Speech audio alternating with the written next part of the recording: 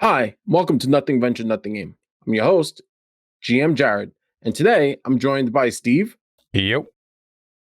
and Soundwave. We're talking about today player prep and how the game master can award that. And the secret rule, it's not so secret as it is in the book, but it's an overlooked rule that I should probably look at, and you, if you're out there GMing for your players, should look at. And that is the the edge point system. Steve, if you want to explain what the edge point system is. So to explain what the edge point system is, we kind of have to go into the player preparation rules.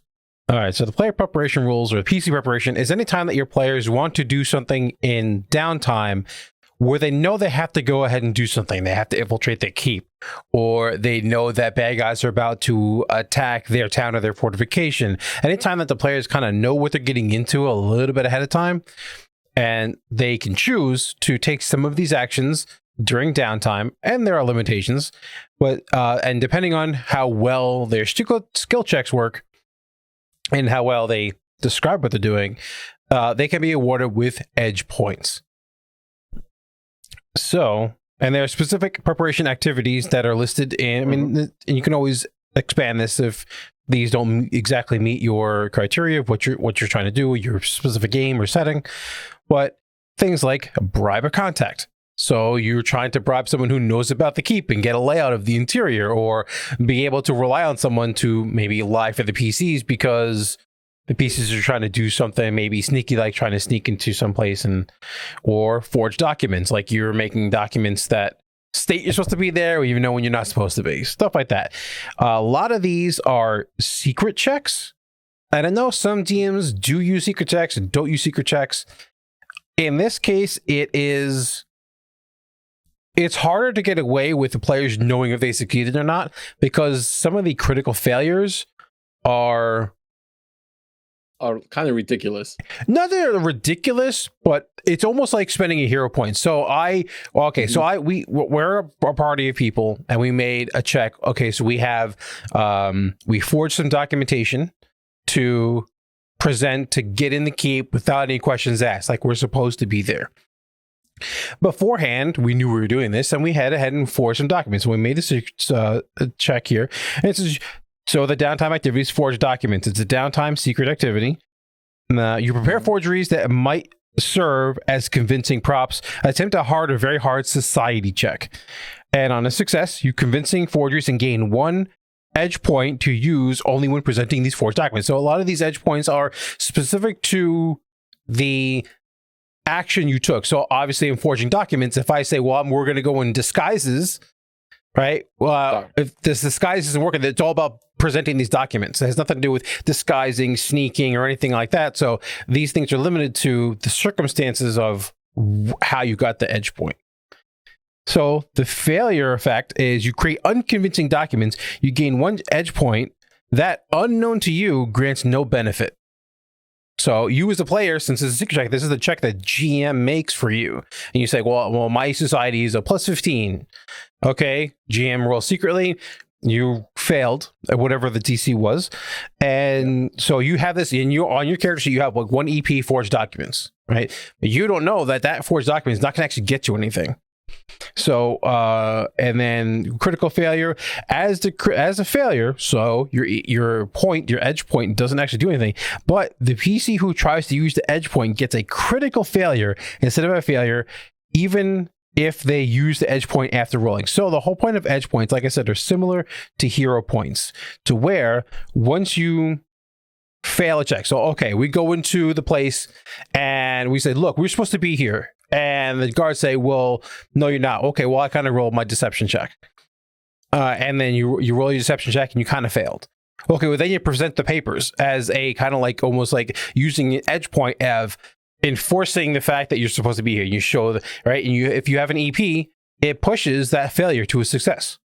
If the edge point is a valid edge point, right? But if you failed, he looks at the guard looks at the documents and you still failed because that edge point gave you a no benefit. If he critically Yeah. failed, you gave him a kind of mediocre story, and he's like, I don't know if I trust you. And you look at the documents, and it's written in crayon. Call the guards. You're now all under arrest, right? So it's the player knowing that they failed makes it so that obviously they would never use it, right? So in that way, even though if you don't use secret checks, if you really like the system, you may want to consider using secret checks for this particular system. With that, I do think so. I am a fan of not secret checks, but that's a different conversation for a different day. I would, in this situation, use secret checks. I might let the player roll, but I wouldn't give them a yay or nay. I'd be like, okay, you forged documents. You have an edge point. In those two statements, I've alerted my player that they've made the document and that they have the edge point, but they don't know if it's because in their head they might think it's legit, but as the GM, I would be like, nah, it's a piece of paper that says trust me, and then they get to the situation. The only thing about that is when we're kind of like where I kind of lean on. I understand that as a player, we all love rolling dice, and rolling secret checks on the GM side is not only do you have to like. It's different if you're rolling a secret check for like stealth because this combat is maybe going to be immediate, so it's not something you have to hold in your head for too long. This is something that's rolled completely before the event happens, so you kind of have to document who's got what edge points. Did they fail? Did they critically fail? So it's a lot of overhead for the DM or the GM. But in this case, if I'm a player and I roll a 2, I know that I'm at least a failure, if not a critical failure. So know not to use that edge point. So I'm on the side of, even if you're really against secret checks, but you really like the system, it's something to consider. And I'll also say that it's not a lot of times that the players go ahead and prepare ahead of time, because a lot of times they're going into places and they may not know what's going on, or they're kind of like in a dungeon. So there are only certain situations where the system will be used. So all of this, by the way, if we didn't say, can be found in the Game Master Guide on about page 163, give or take. You might have to flip back and forth. So you could check it out for yourself. But I think edge points are a really interesting system because a lot of time my players like to come up with preparations when they can. So sometimes they know they have to sneak into a base, like in Rise of the Rune Lords. When we played through, you guys knew you had to get into the Goblin Fort. And we were playing this before the Game Master Guide was out, like months before the Game Master Guide was out. So I didn't have this option. But if I had this option, there was a few times when you guys would have been able to use one of these subsystems. And I'm sure a lot of other GMs out there have these situations where your ranger or your rogue are like, hey, I want to scout this area. And it does say it falls into downtime. So the cool thing about the prepare PC preparation is now edge points are pretty powerful. So if you get them and you succeed and you have valid edge points, they can, anytime you roll a failure, critical failure, and your edge point applies, you can use edge point to succeed. Sounds pretty powerful. But there's another balancing mechanic. So number one, as a GM, you can limit how many actions that the PCs are allowed to take. So the more edge points and then to another balancing mechanic is the edge points are the benefits of the PCs have prepared ahead of time to be able to succeed at things that they may have failed in the process. But in gaining these edge points or attempting to gain these edge points, if they do badly, they can create what's called awareness points. Awareness points are the exact opposite of edge points. It's how aware is the location that you've been doing all this reconnaissance preparation that it's kind of like a threshold. So the more actions you will allow the players to take and the more potential edge points you allow them to get, you should lower the amount of awareness points required to let a place know that they're looking to do something. So let's say they only have 2 days of downtime and you say, okay, well, I'll allow you each person to do one action. So you allow them collect. Each player is allowed to collect one edge point and whatever action they choose to do. So one person goes to scout, one person tries to bribe of contact, one person tries to learn gossip about the location, whatever the case Each person gets this. And let's say, and then you assign, because you're allowing to have 4. If 2 people fail and get, because not all actions cause awareness points. Some of them make the edge point worthless. Like it just fails and it doesn't give you a benefit. Some of them convert your failure into a critical failure. And some of them create awareness points as well as any other detriments. And like I said, and you can make that threshold as high or as low as you want. The higher that threshold is, the easier it is for the PCs to avoid it. So if you allow them like a week worth of downtime and you can let them take as many actions as you want that threshold to be very low. And basically, that means that that place is already going to be on high alert and is going to maybe change some stuff around and have some detriments for the PCs because the PCs were too obvious in their gathering of information. Having the awareness points simulates how on guard a certain base is, and that is how the edge points balance that system. So if you have 5 people at your table and 3 out of the 5 kind of fail their edge points, and that raises the awareness. There is a point system of awareness, but I feel as a DM you could kind of like just kind of roll with the punches. Like all of a sudden, like maybe someone failed their gossip check, and now the local sheriff of the town knows that someone in a gray robe was asking a lot of questions. So the sheriff's going to be on lookout. And then maybe someone scouting left, it was raining and they left a lot of tracks. They failed their scout location. And now the opposite, patrol unit is like, why were there a lot of tracks around, the gates of the fortress?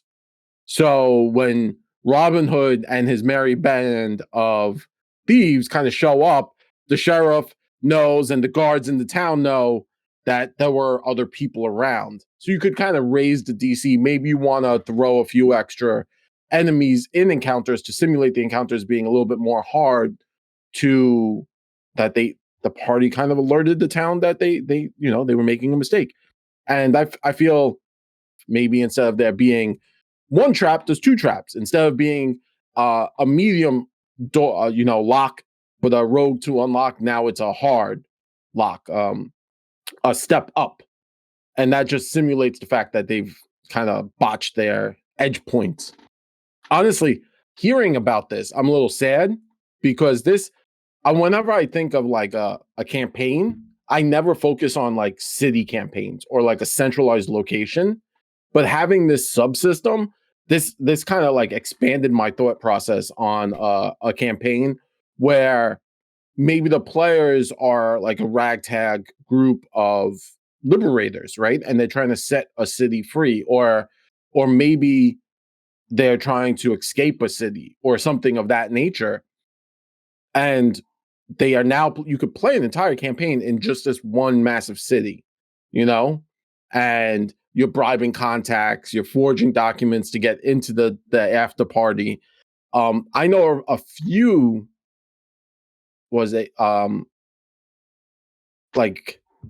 archetypes, like the dandy would be really useful for certain these social interactions, and this kind of expands Inquisitor, the investigator, yeah. And I'm a little sad that like I never really looked at this, and it's kind of mean to say, but I never really check out the Game Master Guide because it has a lot of subsystems that are, I don't know, not directly related to what I'm doing right away, right? And a lot of my campaigns are high adventure, so it's like we're moving from point A to point B, point C, and we're killing dinosaurs and shooting lasers and trying to stop ancient gods. So bribing a contact to an ancient god, right? Like it was a system that I never really looked at, and it just so happened that one day we were talking, and this popped up. So I think there's something there for like an entire just in city campaign like that you could totally play out. You can even use it in city campaign, but like you said, there's a lot of extra things you have to consider. You can even use this for a very limited way in if the PCs, like you said, get like ahead, like they're going from place to place to place, and there's really not much downtime to be said, and most downtime is like selling stuff, retraining feats and skills, and then the occasional like I'm going to craft an item, and you can notice so the downtime is kind of like taken up with that. But even in games like the game we're playing right now, The Wrath of the Righteous, I'm assuming at some point we're going to get out and back to the city, and then we may make an excursion and kind of know where we want to go. And maybe not all the time, but once in a while. So it's not a constant system we're always using. So a lot of times maybe we do want to sit down and craft artifacts and craft items. And then someone else wants to go, well, I need to retrain this feat because I really been using this skill and that really hasn't gotten anything. So let me retrain this feat. Okay, well, there's one time like, oh, we know we're going to this one named demon in his area, and we kind of know that there's some pretty nasty things there. How about we spend some time and we kind of try to get some information out of what we already know, and try to get some information, scout out the location. So it's not a system you have to use all the time, even if you're kind of game. It's great for games like you said, they're in very organized areas, but it's also could be used in much more like super high fantasy kind of dungeon crawl style games. I mean, you could always gain a contact from that one, ghoul that you don't kill, and you're like, listen, you're going to tell me where the rest of the ghouls are, and that's your contact. I really do like the system. I'm glad we found it, and it's something to add to me, to give me the GM like another tool in my arsenal. And I think that's really the most important part about this. It was like a very important tool. Like other things are really cool, right? Like, so you have the stamina system, which is an alternate rule system for instead of hit points, you have stamina, and does the dual classing where you're two classes for the price of one. So you're both a wizard and a fighter, and you're not a magus, you're a wizard and a fighter. But this is a system I really liked looking at, and I would suggest all GMs check it out just to give you a little bit more to play with, because a lot of times, I mean, like players do that. They're like, hey, do I know someone? Do I have a friend in the city? Or my character grew up in the city. Do I know someone? Oh, the blacksmith, and that's your contact. And I know a lot of players like using contacts or building around that. And that's what this is for, to have that ability to make your characters more invested in their world. And even then on the other side of it is, say you always have this one or two characters that like, look, I don't really have skills that are useful in downtime, and I don't craft anything, and I kind of like where my skills, they have nothing to do with their downtime. This is always a great option to be like, hey, you kind of know where you're going. Maybe you want to like scout the area or try to find contacts in that area. Maybe you have stuff in the town you're going, but you're going to a brand new town. Oh, okay. I want to get some people that I know over there. Let me start bribing some people over there.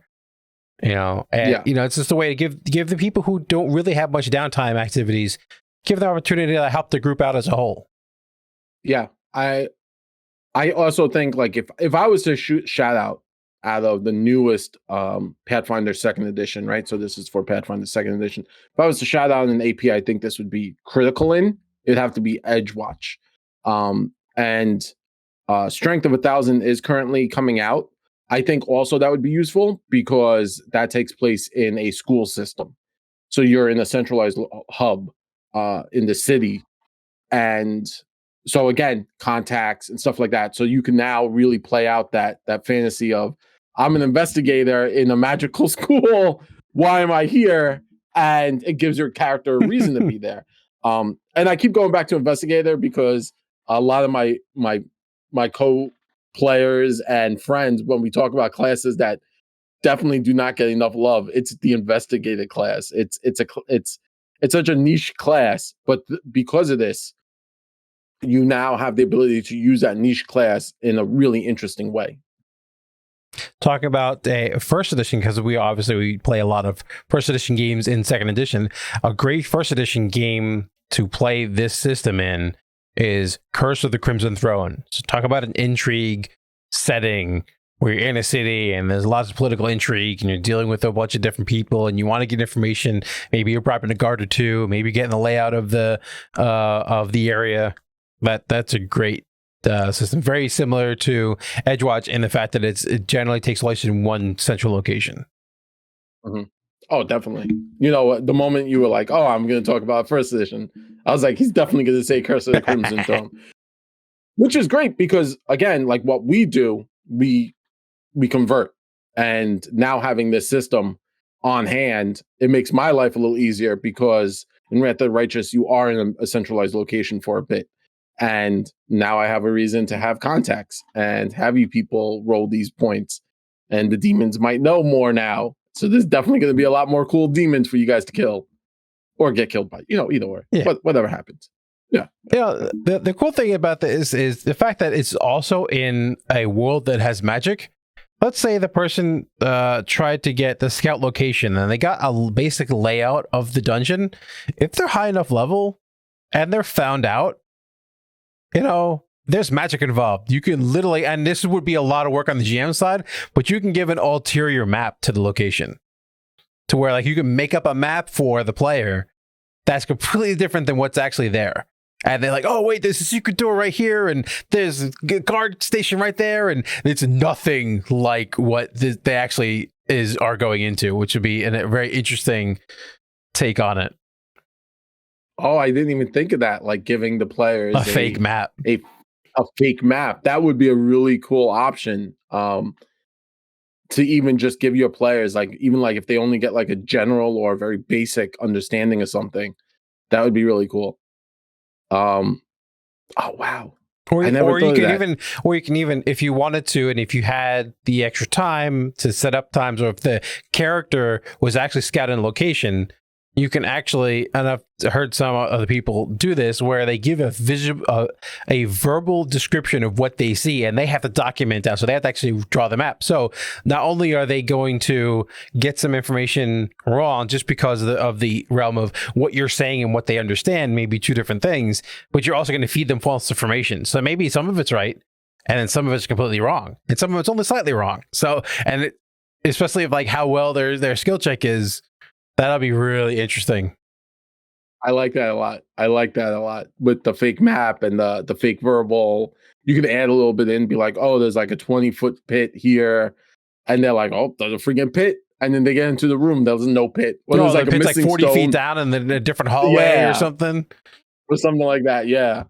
That's really fun. I think there's a lot of intrigue you could do with this and kind of just not mess with your players, because that's not what you're doing here, but you could give them a sense of a living world. Because who doesn't love meeting an NPC that you've spoken about? And then maybe you gain a contact in a city, and now you're 2 or 3 levels down the road. And then all of a sudden the GM comes and hands you a letter from that contact. And it's something about the current city. Maybe it's some of the gossip of the current city.